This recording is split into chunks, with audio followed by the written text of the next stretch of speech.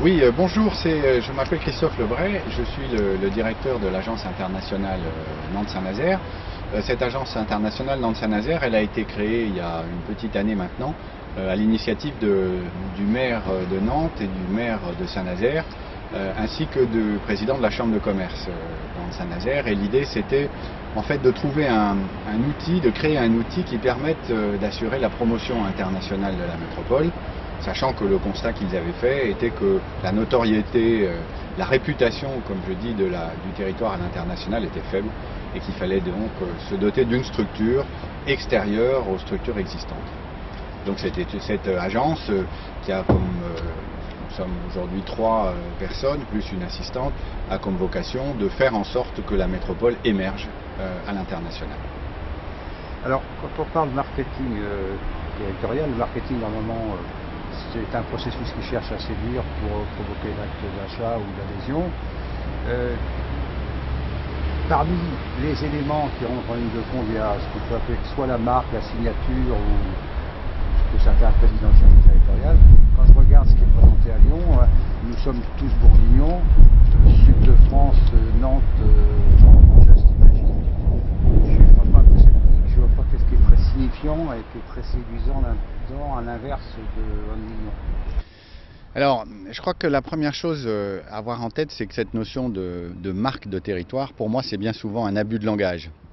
Parce que la marque, en fait, c'est le nom du territoire. Une marque, c'est un repère, c'est un signe que l'on met sur un produit, sur un service, sur un territoire, pour qu'on puisse l'identifier, qu'on puisse le repérer, qu'on puisse en parler.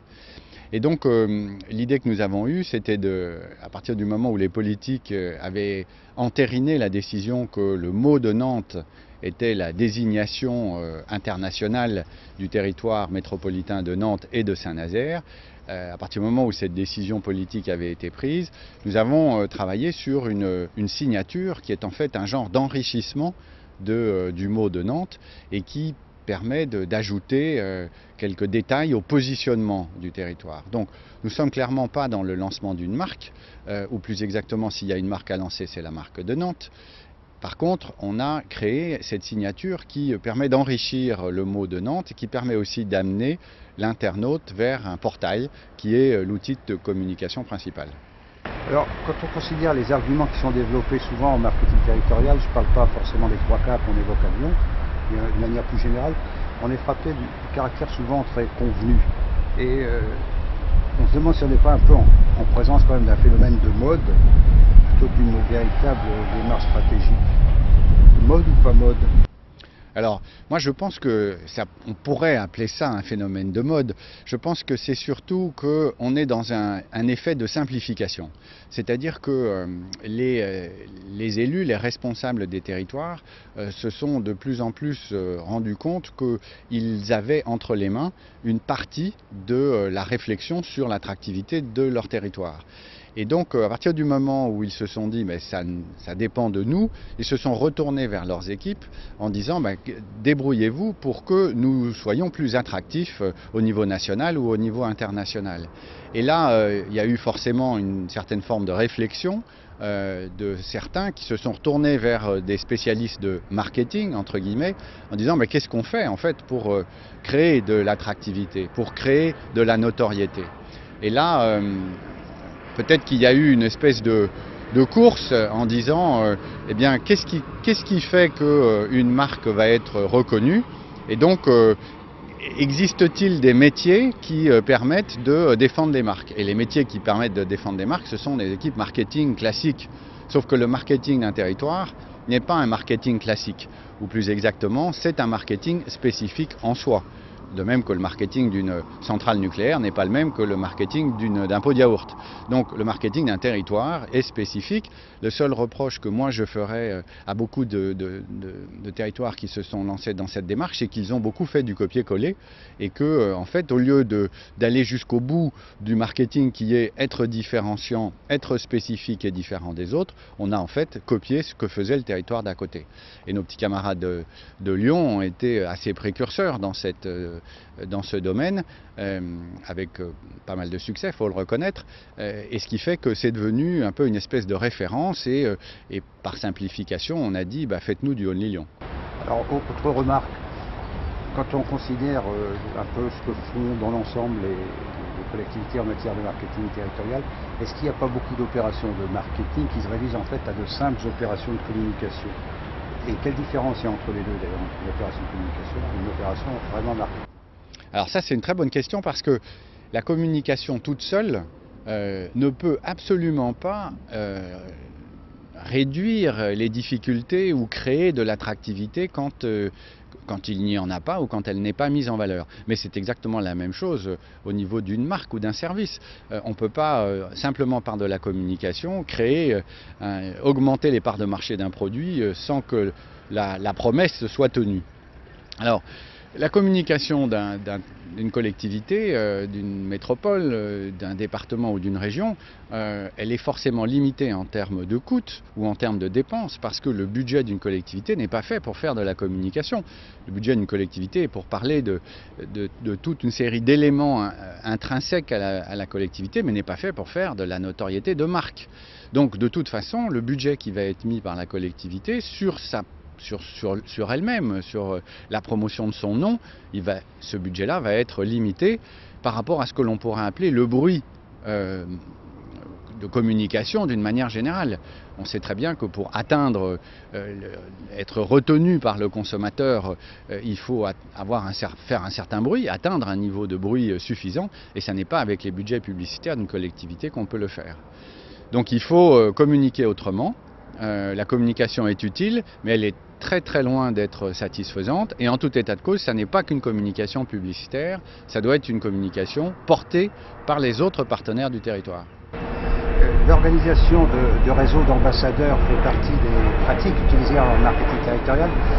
Quelles sont les conditions minimales à réunir pour éviter que ces réseaux cessent de fonctionner, soit qu'ils se résument à une espèce d'amicale, éventuellement se retrouvant autour d'une table? Alors là, chaque territoire a un peu sa recette, on va dire. C'est amusant de voir que d'ailleurs, en gros, ils font à peu près tous la même chose, mais à chaque fois, il y a des axes bien différenciants.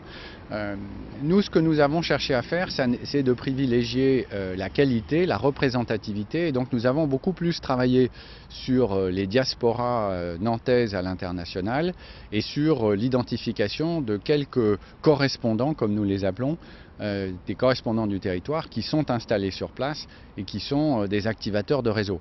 Nous sommes un territoire qui travaille beaucoup en réseau, et donc nous sommes restés sur cette philosophie du réseau en identifiant des partenaires locaux qui sont des partenaires qui appartiennent à ce réseau et qui travaillent comme ça. Et donc aujourd'hui, nous en avons quelques-uns dans un certain nombre de pays qui nous intéressent. Ça ne nous empêche pas d'avoir ce que nous appelons dans notre jargon des émissaires, c'est-à-dire des gens qui habitent sur le territoire, des entreprises, des associations, voire des internautes qui parlent de ce territoire métropolitain quand ils sont en contact avec l'international. Nous avons donc ces deux relais, les relais à l'international, correspondants ou club de la diaspora, et puis les relais locaux en métropole, entreprises, associations, porteurs de projets, ainsi que les internautes que nous appelons les estuariens. Donc les acteurs d'un territoire sont nombreux, là vous venez de le dire. Qui est-ce qui doit piloter et comment faire pour essayer de mobiliser des acteurs qui finalement ont chacun leur autonomie, ne sont pas obligés de rentrer dans une mécanique qu'on préconise? Alors oui, absolument. En fait, c'est ça la difficulté, c'est qu'on est totalement dans de la gestion de projet, c'est-à-dire avec des gens qui n'ont pas de lien hiérarchique, avec des gens qui doivent travailler vers l'atteinte d'un objectif commun, bien qu'ils ont chacun d'entre eux leur objectif propre. Et donc la difficulté, c'est d'emmener en fait ces différents partenaires dans cette logique de marque partagée, dans cette logique de défense d'un objectif commun. Et donc là, ça nécessite à la fois des efforts de conviction, mais aussi de travailler sur une stratégie que les gens ont envie de respecter et de défendre. Donc on est vraiment dans du partage, dans de la gestion de projet. C'est vraiment absolument caractéristique, puisque personne n'est hiérarchique sur personne.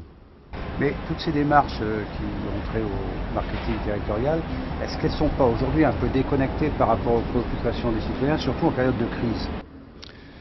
Alors je pense qu'il faut faire très attention à ce qu'elles ne soient pas trop déconnectées, ou si ce n'est déconnectées du tout, parce que les citoyens sont eux aussi porteurs de messages de leur métropole, de leur région, de leur territoire en tout cas. Et donc il faut faire en sorte qu'ils puissent être partie prenante, et en particulier à l'international, qui est le secteur dont je m'occupe. L'international fait souvent peur. Ça induit une certaine forme de délocalisation, de perte d'emploi. Ça, c'est le côté qui peut effectivement effrayer, mais le côté positif, c'est que beaucoup des habitants sont confrontés à l'international, soit parce qu'ils y voyagent eux-mêmes, soit parce que leurs enfants vont faire des études à l'étranger. Donc en fait, notre rôle, c'est d'essayer de les rassurer en leur disant mais l'international, ça n'est pas un monstre, l'international, ça fait partie du quotidien, ça fait partie de tous les jours. Et donc, prenez conscience que la défense de l'attractivité ou de la notoriété de notre territoire, ça fait aussi partie de votre quotidien. Et qu'est-ce que vous avez comme outil pour essayer d'évaluer votre démarche? C'est probablement la chose la plus difficile qui soit, parce que ce genre de démarche prend du temps.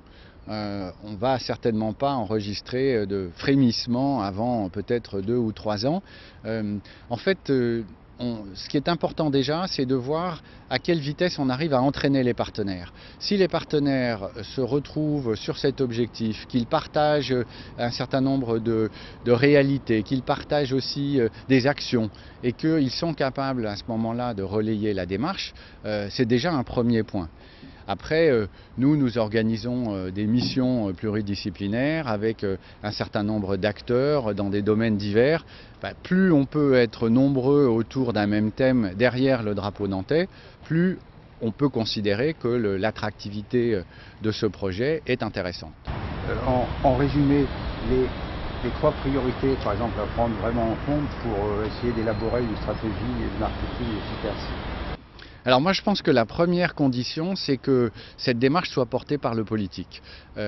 Les responsables du territoire, les responsables politiques du territoire ne sont pas les patrons de tout, bien évidemment, mais ils sont les vrais moteurs.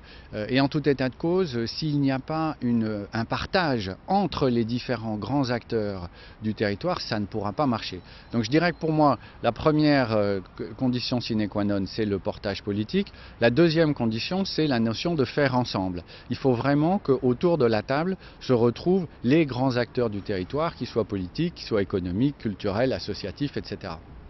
Et puis la dernière chose, la dernière recette, si on peut l'appeler comme ça, c'est d'avoir comme animateurs des gens qui sont à la fois convaincus du projet, mais qui ont aussi une force d'entraînement. Dans l'équipe que je suis en train de constituer, j'attache beaucoup d'importance à cette notion de charisme, d'entraînement. Il faut que les gens autour de la table aient envie de dire non seulement je suis convaincu par ce qu'il ou elle me raconte, mais j'ai envie de le suivre, j'ai envie de la suivre. Donc là, cette notion-là, elle est pour moi assez fondamentale dans le recrutement de l'équipe. Et les approches à proscrire absolument?